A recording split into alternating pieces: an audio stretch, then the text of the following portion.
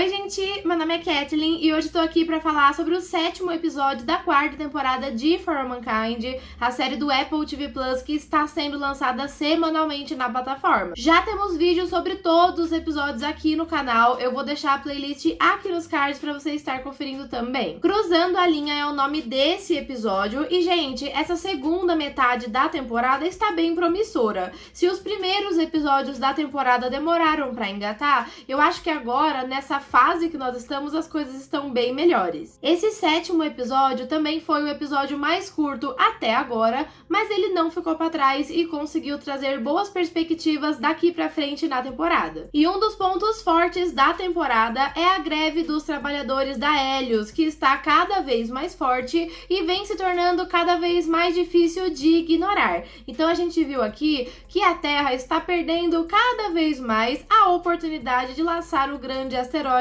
que vale trilhões de dólares. Com Ed Baldwin sendo o rosto e também o líder dessa greve, o movimento ganhou cada vez mais força e a gente começa o episódio vendo roupa suja, tarefa por fazer, tudo largado na base Vale Feliz. Mas antes de aderir os pedidos dos grevistas, é claro que a galera lá de cima da base vai tentar se virar do jeito que dá, né? Fazer as coisas sem os funcionários da Helios.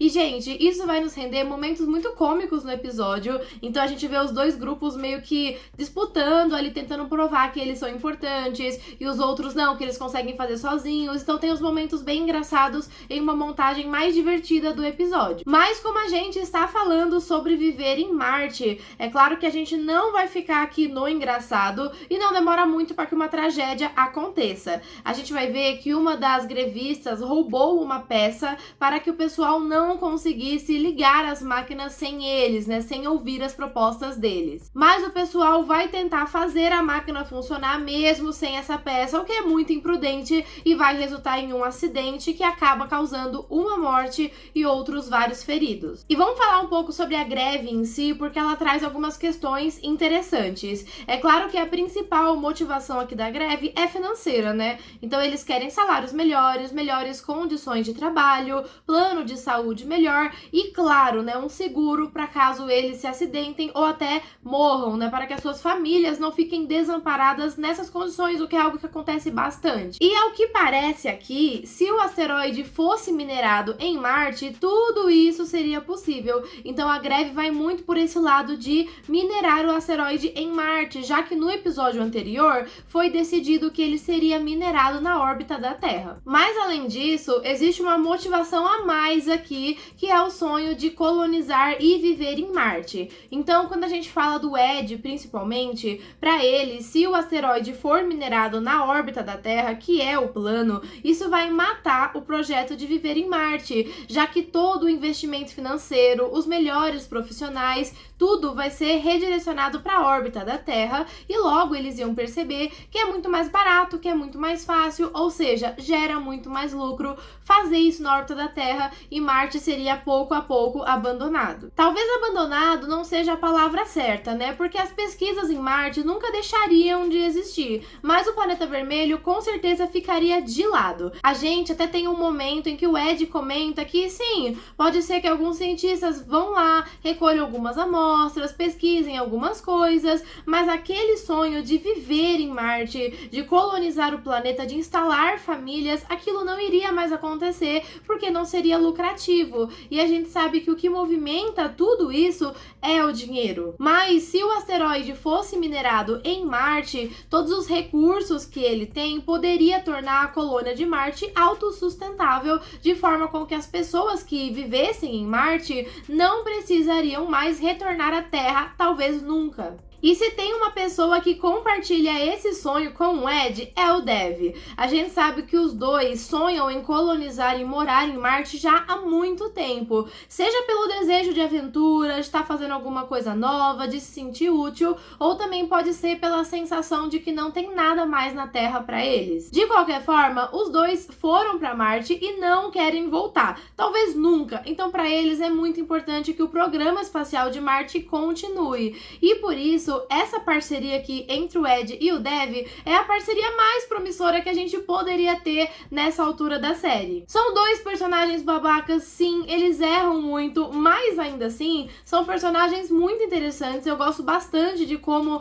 eles movimentam a série já há muito tempo, né? Principalmente o Ed, que está desde o começo. E, gente, ver os dois trabalhando junto é pra mim o ponto alto desse episódio. E um pouco antes dessa parceria se firmar, a gente vai ver o Dev confrontando os grevistas, propondo pra eles melhores salários, melhores condições, ações, muito dinheiro, né? Tudo que eles queriam, com a única condição de que eles parassem a greve. Mas a gente conhece o Dev há tempo suficiente para logo já entender que ele estava separando quem estava ali na greve pelo dinheiro e quem estava pelos verdadeiros motivos, digamos assim, que é mesmo o crescimento de Marte. E isso é muito interessante porque isso se conecta diretamente com aquilo que o Ed vem comentando desde o começo dessa temporada. A gente viu nos primeiros episódios, até falei nos vídeos sobre isso, que o Ed tinha meio que um preconceito com os funcionários da Helios. Ele também é funcionário da Helios, mas ele tinha um preconceito com a galera que estava chegando depois,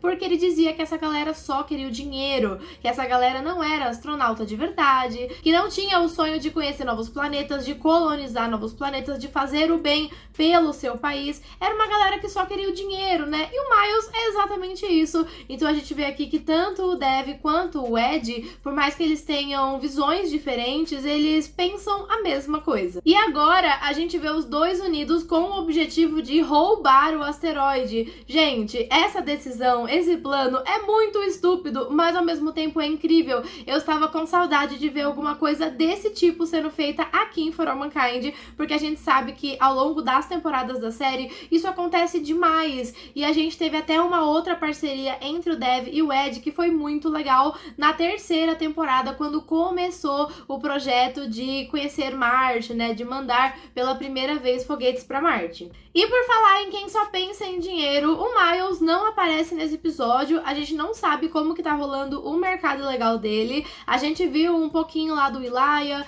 então a gente sabe que ele realmente não está mais no bar, ele tava ali no meio da greve. Mas falando sobre o Miles, eu fiquei pensando se o Miles vai acabar participando ativamente ou não desse plano todo. Será que o envolvimento dele com o mercado legal pode ajudar ou até atrapalhar esse plano do Dev e do Ed? Bom, eu não sei, mas o Miles agora é uma pessoa importante, tem muitos contatos, muitas conexões, então pode ser sim que ele tenha algum envolvimento aqui.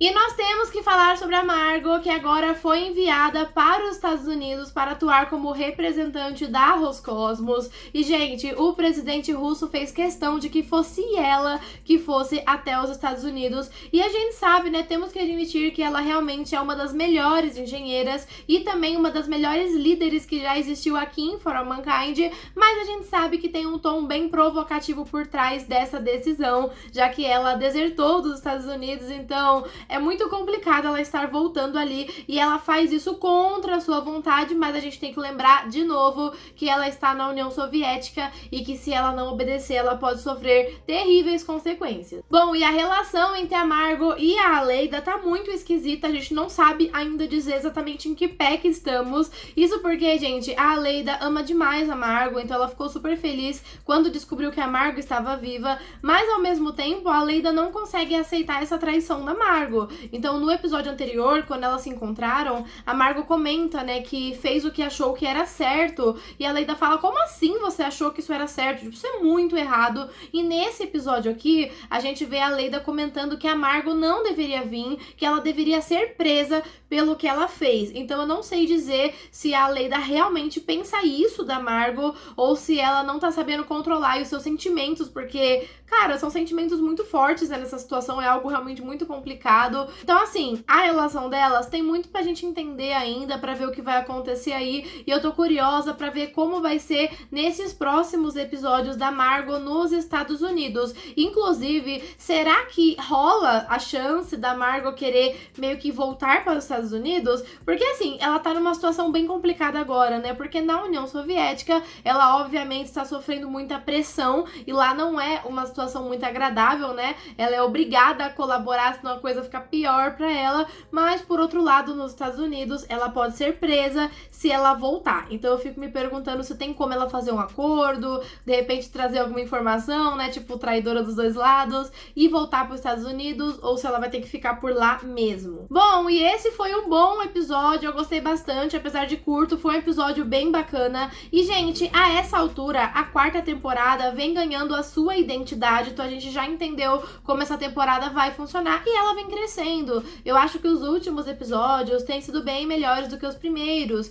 principalmente os episódios 6 e 7, eles foram bem maiores, assim, trouxeram mais conflitos, né, mais potenciais aí pro nosso final de temporada. Eu tenho que falar que eu tô muito animada pra ver esse roubo do asteroide, eu acredito que pode ser o ponto alto da temporada. Eu ainda mantenho a minha opinião de que essa temporada está um pouco abaixo das temporadas anteriores, né, principalmente a segunda e a terceira, que são as temporadas que eu mais gosto. Então, vamos ver como é que vai se desenrolar nesses 3 últimos episódios que nós temos aí pra assistir. Mas eu quero saber de você, o que que você achou desse episódio de For All Mankind? Tá acompanhando a série comigo? Então deixa o seu comentário, comenta aí o que que você achou, gostou, não gostou, ponto alto do episódio, ponto baixo do episódio, e eu quero muito saber as suas opiniões, e continua aqui pra gente acompanhar episódio por episódio a cada semana. E o vídeo de hoje foi isso. Muito obrigada se você assistiu até o final. Peço que você se inscreva aqui no canal, deixe o seu like e envie esse vídeo para quem também está acompanhando For All Mankind. E eu já espero você para o vídeo da semana que vem. Até a próxima e tchau!